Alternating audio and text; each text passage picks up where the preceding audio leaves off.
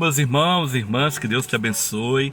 Estamos aqui, no nosso terceiro dia, o nosso desafio 3x3. Olha, eu não sei você, mas tem sido impactante, E como tem sido animador ver você interagindo, você compartilhando, testemunhando do que tem recebido nessa preciosa e poderosa leitura da Palavra de Deus. Então, não deixe de compartilhar, não deixe de encorajar uns aos outros aí.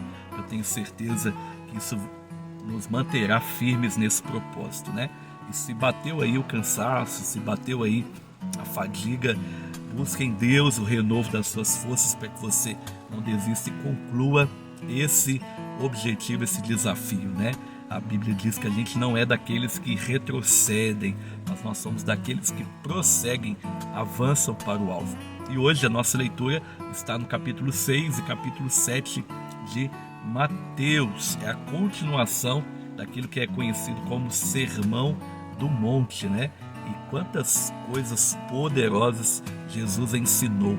Há um pensador, um teólogo que disse que se a gente perdesse a Bíblia toda, mas ficasse apenas com o capítulo 5, 6 e 7 de Mateus, nós já teríamos o suficiente para viver uma vida que agrada ao Senhor e que testemunha do seu amor, Então isso é maravilhoso.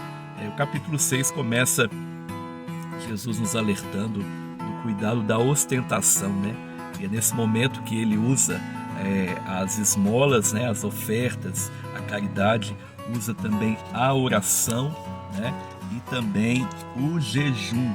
E ele fala sobre o cuidado da gente não tomar essas práticas e disciplinas espirituais apenas como algo para a gente tentar sobressair ou tentar passar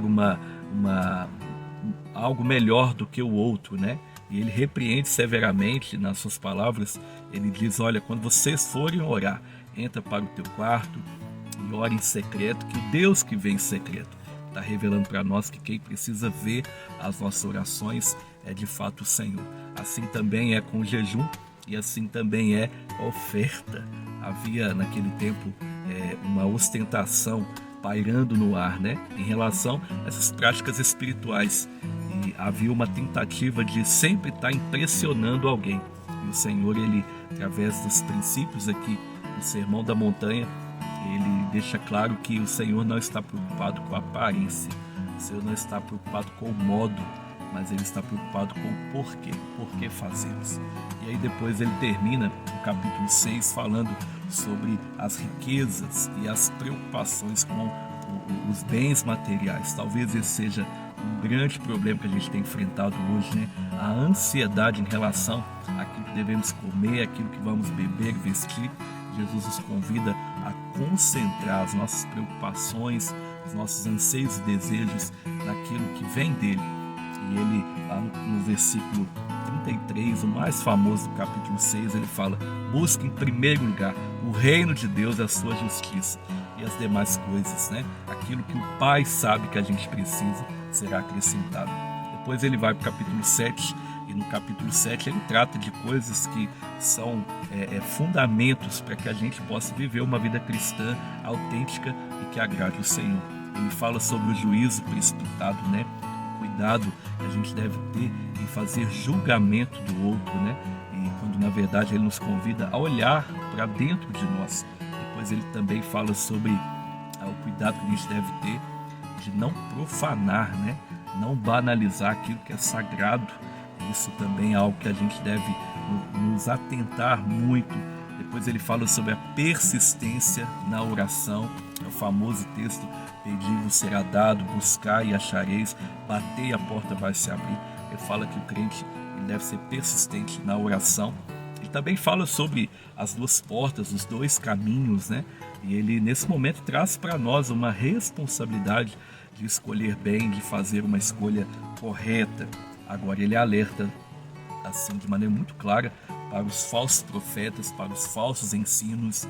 E eu queria que você prestasse muita atenção a partir do versículo 15 do capítulo 7, sobre como que Jesus fala que os falsos profetas são conhecidos.